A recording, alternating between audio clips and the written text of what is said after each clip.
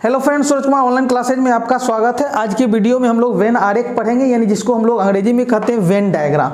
हम लोग देखेंगे कि वेन आरेख क्या होता है और इस पर आधारित प्रतिशतता परसेंटेज के किस तरह के प्रश्न पूछे जाते हैं वो हम लोग देखेंगे। तो यही इन्हीं सभी चीज़ों को हम लोग आज की वीडियो में देखेंगे। आप लोग देख रहे हैं कि वेन आरेख दो शब्दों से बना हुआ है, एक वेन से बना हुआ है और एक आरेख से बना हुआ है। आरेख का अंग्रेजी क्या है? डायग्राम है। और डायग्राम का मतलब होता है फिगर। क्या होता है? फिगर, जिसको हम लोग क्या कहते हैं? चित्र कहते हैं या पिक्चर कहते हैं। यानी यहाँ ये क्लियर हो गया है कि ये हमारा क्या है? एक चित्र है। क्या है? यानी इसमें जो हम लोग सॉल्व करेंगे समस्याओं को, वो किसकी सहायता से करेंगे? चित्र की सहायता से करेंगे, फिगर की सहायता से करेंगे। और हम लोग अच्छी तरह जानते हैं कि जब हम किसी समस्या को, किसी प्रॉब्लम को, किसी प्रश्न को चित्र की सहायता से, फिगर की सहायता से करते हैं तो वो ज्यादा अट्रैक्टिव लगता है, सुंदर लगता है और जल्दी सॉल्व भी होता है। ठीक है, तो ये समझ गए ये क्या है? एक डायग्राम है, फिगर है, और उसी की सहायता से हम लोगों को प्रश्न को सॉल्व करना। अब ये वेन क्या है? आरेख तो समझ गए। आरेख क्या हमारा? एक चित्र है, फिगर है, पिक्चर है। और ये वेन जो है, ये वेन जो है वो गणितज्ञ का नाम है, गणितज्ञ का नाम है। अब किनका नाम है नहीं है वो हम लोग सब कुछ अभी इस वीडियो में देखेंगे, लेकिन इससे पहले हम लोग एक चीज देखते हैं कि आखिर इस पर किस तरह के प्रश्न पूछे जाते हैं, वो देखते हैं। ठीक है, चलिए एक जैसे मान लेते हैं एक प्रश्न लिए हम कि किसी स्कूल में, मान लेते हैं किसी स्कूल में कुल 200 छात्र हैं। किसी स्कूल में कुल 200 छात्र हैं। ठीक है, और वहां एक परीक्षा का आयोजन हुआ। दो विषयों का परीक्षा हुआ, एक हिंदी का हुआ और एक अंग्रेजी का हुआ। ठीक है, एक हिंदी का हुआ और एक अंग्रेजी का। अब इसमें दोनों में क्या होंगे? पास होंगे या फेल होंगे। मान लेते हैं हिंदी में कुल 150 विद्यार्थी पास हुए, 150 छात्र क्या हुए? पास हुए। और अंग्रेजी में कुल 100 छात्र पास हुए। ठीक है, अब आपके माइंड में एक बात चल रहा होगा कि भाई 200 विद्यार्थी टोटल है और 150 हिंदी में पास हो गया, 100 आपका अंग्रेजी में, तो कुल तो 250 छात्र पास हो गया। तो ये क्या हुआ?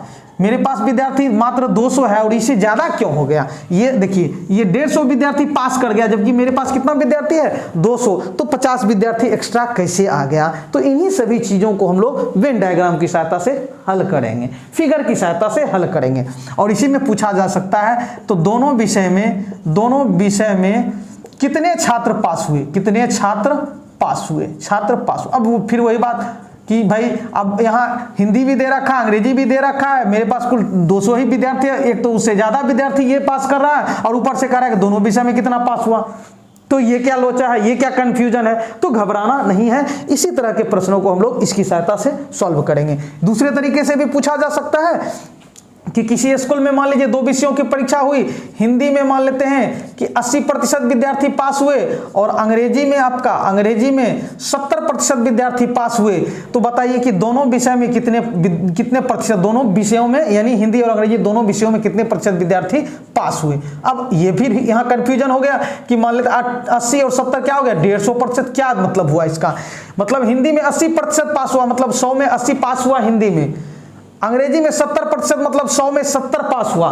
तो दोनों मिलाकर के तो 150, मतलब 100 में 150 पास हुआ। ये क्या कंफ्यूजन है भाई? मेरे पास 100 विद्यार्थी है, 150 कैसे पास हो गया? तो ये आपका कंफ्यूजन है यहाँ पर। तो इसी तरह के हम लोग समस्याओं को सॉल्व करेंगे। अच्छा, एक चीज और ध्यान रखना है कि सिर्फ हिंदी अंग्रेजी की ही वो बात नहीं करेगा, वो इसको दूसरे तरीके से भी कर सकता है कि मान लीजिए कि किसी शहर में 80% चाय पीते हैं, मतलब पेय पदार्थ। क्या होता है? पेय पदार्थ।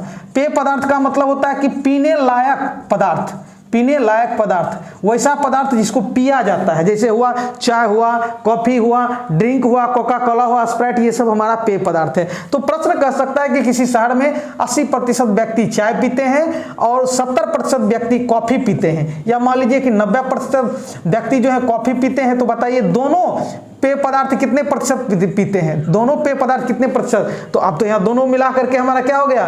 9 8 17 170%, मतलब 100 में 170 कैसे हो गया? तो इन्हीं सभी समस्याओं को हम लोग सॉल्व करेंगे। और भी इसमें हो सकता है कि मान लीजिए इतना प्रतिशत हिंदी न्यूज़पेपर पढ़ता है, इतना प्रतिशत इंग्लिश न्यूज़पेपर पढ़ता है, तो केवल हिंदी न्यूज़पेपर कितना पढ़ता है, केवल अंग्रेजी न्यूज़पेपर कितना पढ़ता है, फिर यहाँ केवल आ गया।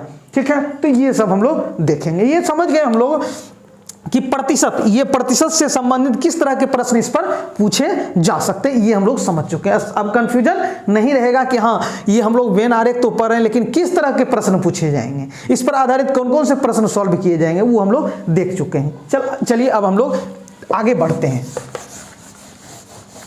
अब हम लोग ये समझने का प्रयास करते हैं कि आखिर ये वेन आरेख आया कहां से, आखिर इसका कुछ ना कुछ इतिहास रहा होगा, इसकी उत्पत्ति कहीं ना कहीं से हुई होगी, ऐसा तो नहीं है कि टपक गया कहीं से, तो ऐसा नहीं है। तो आप लोग क्लास 11th यानी क्लास 11th का मैथ जो है, गणित का मैथ, ठीक है, ये क्लास 11th का मैथ यानी 11वीं कक्षा का मैथ जो है, जब हम लोग शुरू करते हैं तो जो हमारा पहला चैप्टर आता है वो हमारा सेट्स आता है, जिसको हम लोग कहते हैं समुच्च। तो पहला चैप्टर ही हमारा है समुच्च। क्लास 11th का 11वीं कक्षा का एनसीईआरटी हमारा बुक जो है, या कोई भी बुक हम ले तो सबसे पहले हमारा जो चैप्टर शुरू होता है मैथ में वो सेट शुरू होता है, और उसी में आपका एक टॉपिक है जिसका नाम है वेन डायग्राम। क्या नाम है? वेन डायग्राम, ठीक है, वेन डायग्राम, जिसको हम लोग कहते हैं वेन आरेख। तो ये आपका कहां से लिया गया है? समुच्च से लिया गया है। और आपको जितना भी प्रश्न होगा परसेंटेज का इस पर आधारित, वो सारा प्रश्न कहां है? समुच्च चैप्टर में है। तो अब कहिएगा कि इसकी ऐसी क्या जरूरत पड़ गई कि ये सेट चैप्टर वाले प्रश्न को परसेंटेज में डाल दिया? इसीलिए क्योंकि उसमें प्रतिशत का प्रयोग किया गया है। सेट में बहुत सारे वैसा क्वेश्चन है जिसमें प्रतिशत का प्रयोग किया गया, इसलिए इसको डायरेक्ट कहां रख दिया गया? कंपटीशन क्लास में रख दिया गया, ठीक है। तो अब समझ में आ गया कि आखिर ये वेन डायग्राम टॉपिक आया कहां से? तो सेट चैप्टर से आया, जो कि क्लास 11th का पहला चैप्टर है। ये भी समझ गए। अब हम लोग समझते हैं कि वेन आरेख क्या होता है। तो दो चीजें हम लोगों ने समझा कि वेन आरेख पर किस तरह के प्रश्न होंगे, जो हम लोग देख चुके हैं, और ये वेन आरेख आया कहां से। अब देखिए, अब हम लोग इसका इतिहास समझने का प्रयास करते हैं। तो एक स्विस गणितज्ञ जिनका नाम था यूलर। क्या नाम था? यूलर। स्विस मैथमेटिशियन, ठीक है, जिनका नाम था यूलर। तो एक स्विस गणितज्ञ यानी स्विस मैथमेटिशियन, स्विस का मतलब होता है ये स्विट्जरलैंड के निवासी, स्विट्जरलैंड यानी स्विट्जरलैंड के निवासी। ये स्विस का मतलब होता है स्विट्जरलैंड की निवासी, यानी ये इसका मतलब है कि ये यूलर महोदय जो हैं कहाँ के निवासी हैं? तो स्विट्जरलैंड के निवासी। जैसे हम लोग कहते हैं ना कि इंडिया के निवासी को हम लोग इंडियन कहते हैं, उसी तरह कि स्विट्जरलैंड के निवासी को हम लोग क्या कहते हैं? स्विस कहते हैं। तो एक महान गणितज्ञ यूलर महोदय जब इस तरह के समस्या, किस तरह के प्रश्न जो पीछे देख चुके हैं, जब इस तरह के प्रॉब्लम को वो सॉल्व कर रहे थे सेट वाले चैप्टर में, तो उनके दिमाग में ये बात आया कि क्यों ना हम इस तरह के प्रश्न को डायग्राम की सहायता से बनाएं। किसी सहायता से बनाएं? फिगर की सहायता से बनाएं, डायग्राम की सहायता से बनाएं। इसीलिए उन्होंने क्या किए? एक आइडिया दिए, विचार दिए। उनके मन में आया एक विचार, और उसी चीज को उसने क्या किए? विचार आया और उसी चीज को उसने किताब में क्या किए? लिखे। मतलब सबसे पहले ये बात, यानी इस किस तरह के प्रश्न को जो अभी देख चुके हैं उस तरह के प्रश्न को डायग्राम की सहायता से बनाने का विचार जो सबसे पहले आया, किनके माइंड में आया? तो स्विस गणितज्ञ यूलर के माइंड में आया। याद रखिएगा, सिर्फ विचार आया। एक होता है विचार आना, और आपके मन में जो आया उस चीज को करना शुरू कर दिए। लेकिन इनके माइंड में वो विचार आया, लेकिन उन्होंने करना शुरू नहीं किए, प्रैक्टिस शुरू नहीं किए, बनाना शुरू नहीं किए, सिर्फ विचार ही आया। उन्होंने अपनी बातों को रखा कि हाँ, सबसे पहले मेरे माइंड में ये बातें आए कि हम यदि इस तरह के प्रश्न को डायग्राम की सहायता से बनाएं तो शायद बेहतर होगा, ठीक है। तो ये सिर्फ उनके माइंड में विचार आया, ठीक है। अब विचार आके रह गया, समय निकल गया, वो ये भी निकल रही है। तो आगे जाके क्या हुआ कि एक ब्रिटिश मैथमेटिशियन, ठीक है, एक ब्रिटिश मैथमेटिशियन,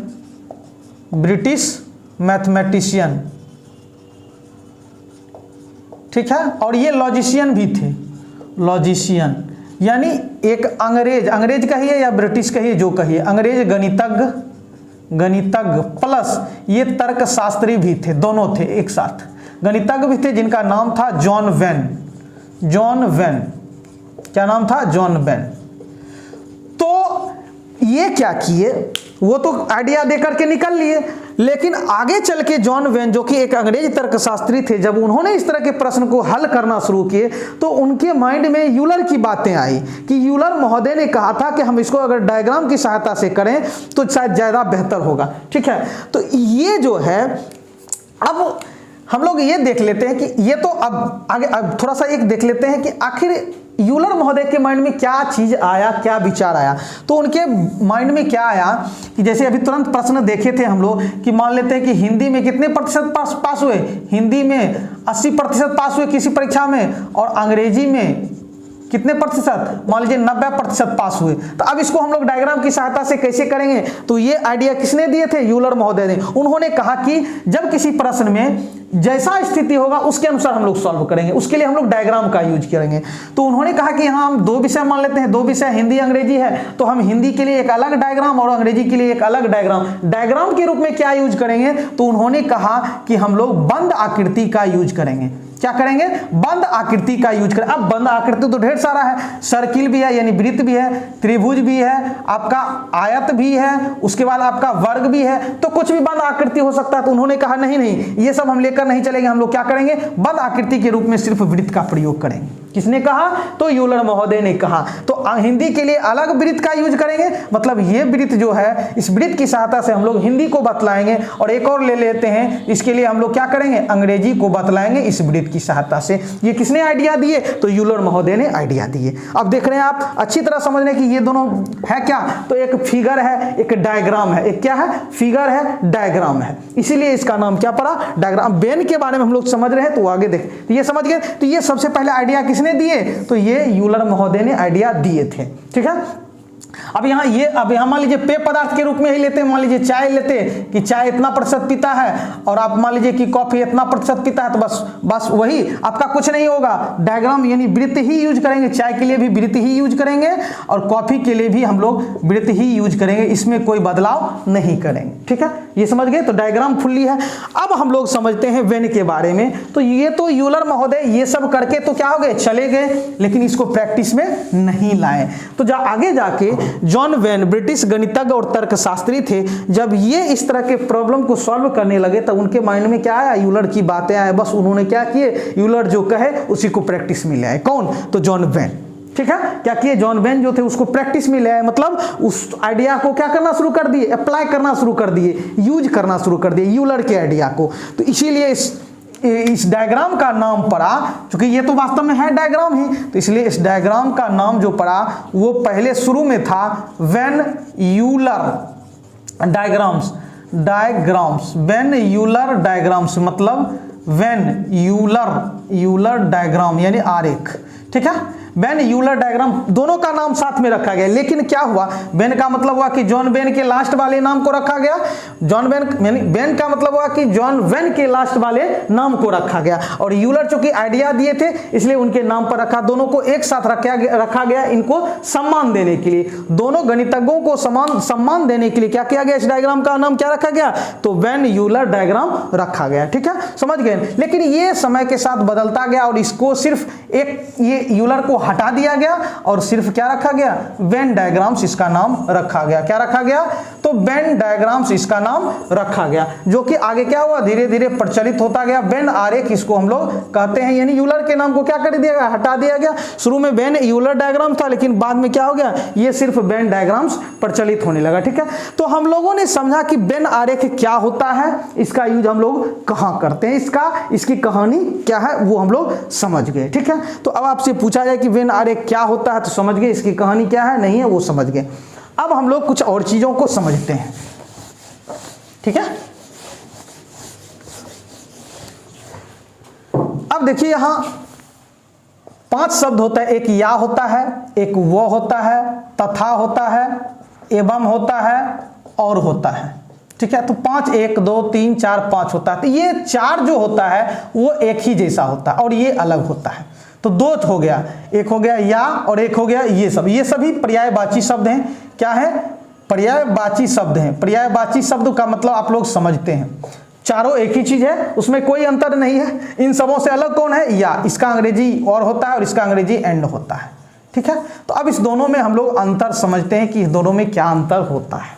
ठीक है। तो चलिए देखिए यहाँ, अब जैसे हमने लिए कि राम अंग्रेजी या हिंदी बोलते हैं, बोलता है, बोलते हैं जो कहें, बोलता है। और अब यहाँ लिखे हम कि राम अंग्रेजी और हिंदी बोलता है, राम अंग्रेजी और हिंदी बोलता है। अब दोनों में क्या अंतर है, हम लोग मेनली जो है या में और में अंतर समझ रहे हैं, ठीक है। तो देखिए कि जब जहां या शब्द लगा हुआ रहे तो उसका क्या मतलब होता है, और जहां और शब्द लगा हुआ रहे या फिर इस चारों में से कोई भी, पांचों में से कोई दिक्कत नहीं है। तो देखिए इसका मतलब हुआ कि राम अंग्रेजी या हिंदी बोलता है का मतलब होता है या तो वो अंग्रेजी बोलता है या वो हिंदी बोलता है या दोनों बोलता है। या का मतलब ये होता है या तो वो अंग्रेजी बोलता है या वो हिंदी बोलता है या दोनों बोल सकता है, ठीक है। इसमें कोई कंडीशन नहीं है कि केवल एक ही बोलेगा या दोनों ही बोलेगा, नहीं। कोई अकेला भी बोल सकता है, अंग्रेजी भी बोल सकता है अकेला, हिंदी भी बोल सकता है या दोनों बोल सकता है, कोई दिक्कत नहीं है। समझ में आ गया। तो या जहां भी लगा रहे इसका मतलब है कि जहां आगे, देखिए या के आगे और पीछे जो है, या के आगे पीछे जो लगा हुआ रहता है तो हो सकता है दोनों साथ आ सकता है, मतलब हिंदी अंग्रेजी दोनों बोल सकता है, या अकेला अंग्रेजी भी आ सकता है या हिंदी भी आ सकता है, कोई दिक्कत नहीं है। जैसे हम बोल दें कि सचिन क्रिकेट या हॉकी खेलते हैं, इसका मतलब वो क्रिकेट भी खेल सकते हैं, हॉकी भी खेल सकते हैं या दोनों भी खेल सकते हैं, कोई दिक्कत नहीं है। इसका मतलब ये हुआ। जैसे मैं अंग्रेजी या गणित पढ़ाता हूं, मतलब अंग्रेजी भी पढ़ा सकता हूं, गणित भी पढ़ा सकता हूं या दोनों भी पढ़ा सकता हूं, कोई कंडीशन मेरे साथ, कोई बाउंडेशन नहीं है। या का मतलब ये होता है, समझ गए ना।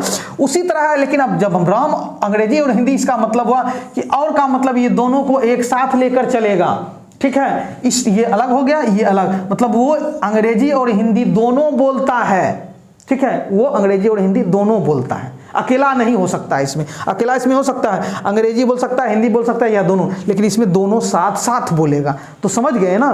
तो या और एवं में क्या अंतर होता है वो हम लोग समझ गए, ठीक है। चलिए एक और उदाहरण लेते हैं। जैसे मान लीजिए हम कहे कि मान लीजिए कि मोहन अंग्रेजी या मान लीजिए मोहन गणित या जीव विज्ञान में पास हुआ।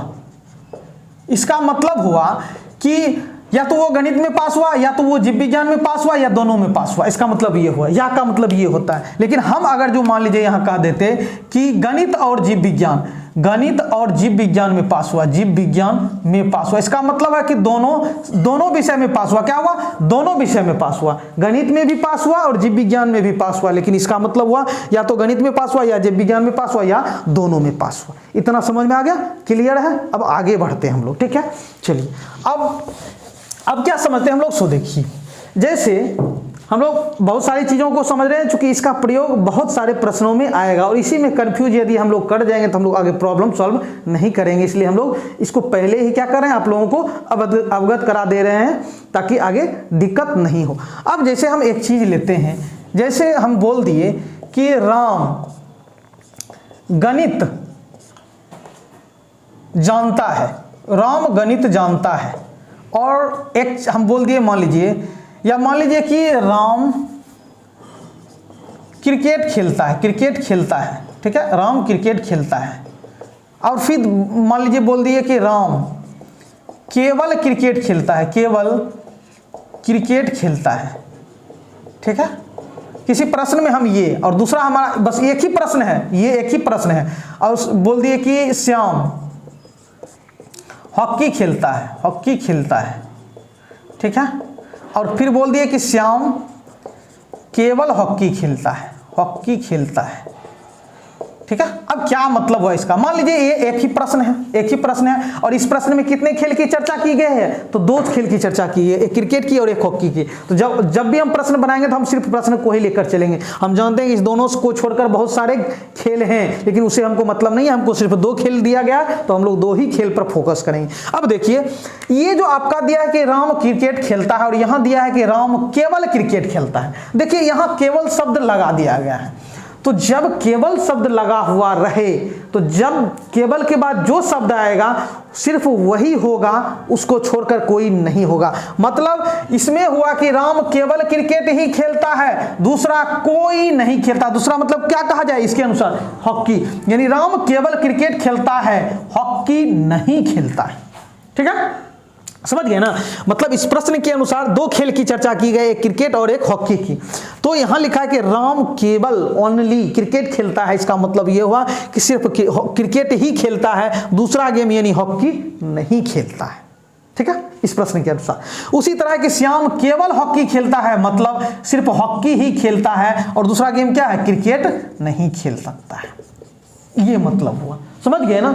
दो गेम यहाँ। अब ऐसा नहीं कि भाई क्रिकेट हॉकी नहीं किया तो वॉलीबॉल फुटबॉल, अरे भाई जब प्रश्न में है ही नहीं तो हम उसके आगे वहां क्यों जाएं, जो प्रश्न में है बस वही को लेकर चलेंगे। दो खेल है, केवल लगा हुआ तो केवल क्रिकेट खेलता है, दूसरा गेम वो हॉकी नहीं खेलता है इसमें। और इसमें लिखा है कि केवल हॉकी खेलता है, मतलब वो क्रिकेट नहीं खेलता है। अब ये दोनों तो हो गया हमारा। ठीक है, अब यहाँ कहता है कि राम क्रिकेट खेलता है। जब क्रिकेट यहाँ है और उसके पहले केवल नहीं लगा हुआ रहे, इसका मतलब दोनों हो सकता है कि क्रिकेट भी खेल सकता है, क्रिकेट भी खेल सकता है। ठीक है, क्रिकेट खेल सकता है या हॉकी भी खेल सकता है, हॉकी भी खेल सकता है या दोनों भी खेल सकता है। तीन कंडीशन यहां बनता है, तीन चीजें, तीन विचार आता है। यानी राम क्रिकेट खेलता है मतलब क्रिकेट भी खेलता, क्रिकेट तो खेलता ही है, जब क्रिकेट लगा दिए तो क्रिकेट तो खेलेगा ही। क्रिकेट के साथ साथ क्या हो सकता है, वो हॉकी भी खेल सकता है। समझ गए ना, मतलब क्रिकेट के साथ साथ वो हॉकी भी खेल सकता है, यानी दोनों भी खेल सकता है। जैसे हम कहे कि 20 छात्र क्रिकेट खेलते हैं। अब हम जैसे ये कंडीशन लगाए तो इसका मतलब हुआ कि 20 छात्र तो क्रिकेट खेलता ही है, क्रिकेट तो जब लगा दिया तो 20 क्रिकेट खेलेगा ही, तो हो सकता है उसके साथ क्या भी खेल सकता है, हॉकी भी, क्योंकि हॉकी दूसरा गेम है, हॉकी है तो हॉकी भी खेल सकता है। अब ये जरूरी है कि 20 छात्र है तो 20 का 20 हॉकी खेल सकता है, नहीं, हो भी सकता है, नहीं भी। 20 का 20 क्रिकेट तो खेलेगा ही, क्योंकि इसके पहले क्रिकेट लगा दिए तो क्रिकेट तो खेलेगा ही, इसमें कहीं कोई शक नहीं है। अब जो बचता है दूसरा गेम है हॉकी, तो हो सकता है 20 जो क्रिकेट खेल रहा है वो 20 का 20 हॉकी खेल सकता है, या 20 में से 10 हॉकी खेलेगा, 10 नहीं खेलेगा, लेकिन क्रिकेट तो खेलेगा क्योंकि क्रिकेट लगा चुके हैं। इतना समझ में आ रहा है ना। जब हम क्रिकेट लगा दिए तो क्रिकेट तो खेलना ही पड़ेगा उसको, लेकिन हॉकी दूसरा गेम है, वो हो सकता है उसमें से कुछ खेलता होगा या सब का सब खेलता होगा। इसका मतलब ये हुआ। क्लियर है, कोई दिक्कत नहीं। चलिए अब यहां हम लोग समझ, अब देखिए इसका मतलब श्याम हॉकी खेलता है, मतलब हॉकी खेलता है मतलब हॉकी तो खेलेगा ही, हो सकता है वो क्रिकेट भी खेल सकता है या दोनों खेल सकता है, कोई दिक्कत नहीं है। अब देखिए यहां जैसे हम लगा दिए कि 50 छात्र हॉकी खेलते हैं, इसका मतलब हुआ हॉकी तो खेलेगा ही खेलेगा, 50 का 50 तो हॉकी खेलेगा ही। हो सकता है कि दूसरा गेम वो क्रिकेट भी खेल सकता है, क्रिकेट भी खेल सकता है। ठीक है, मतलब कितना छात्र खेलेगा, तो अब यहाँ क्या होगा, हो सकता है 50 का 50 हॉकी खेलता होगा, या 50 में से मान लीजिए 40 खेलता होगा हॉकी, लेकिन क्रिकेट सब खेल रहा है क्योंकि क्रिकेट आप लगा चुके हैं। तो समझ गए ना कि केवल क्या का मतलब क्या हुआ, और जब केवल नहीं लगा हुए रहे तब उसका मतलब क्या हुआ, इतना समझ में आ गया। ठीक है, तो ये क्लियर हो चुका है। जैसे हम लोग मान लीजिए दो पेय पदार्थ की बात करते हैं, एक चाय की बात करते हैं और एक कॉफी की बात करते हैं किसी प्रश्न में, और हम लगा दिए मान लीजिए कि 20 व्यक्ति 20 आदमी चाय पीता है। ठीक है, और एक तरफ हम लगा दिए कि 20 आदमी केवल चाय। इसका मतलब क्या हुआ कि दो पेय पदार्थ की बात कर रहे हैं, चाय और कॉफी की। 20 आदमी चाय पीता है, इसका मतलब हुआ कि 20 आदमी चाय पीता है तो हो सकता है कि वो कॉफी भी पी रहा होगा, क्योंकि इसमें केवल शब्द नहीं लगा हुआ। मतलब 20 आदमी चाय पिएगा ही पिएगा, हो सकता है 20 का 20 कॉफी पी सकता है, या 20 में से कुछ कम 10 कॉफी पी रहा होगा और 10 नहीं पी रहा होगा, लेकिन चाय सब पिएगा क्योंकि चाय आप लगा चुके हैं। समझ गए। और इसमें 20 आदमी केवल चाय, मतलब केवल चाय ही पी रहा है, कॉफी का यहां कहीं कोई नामो निशान नहीं, और 20 को छोड़ करके कॉफी पिएगा, लेकिन ये 20 जो है आदमी वो केवल चाय पिएगा। तो केवल शब्द लगा देने से क्या अंतर होता है, कैसे अर्थ बदलता है, वो हम लोग समझ गए। ठीक है,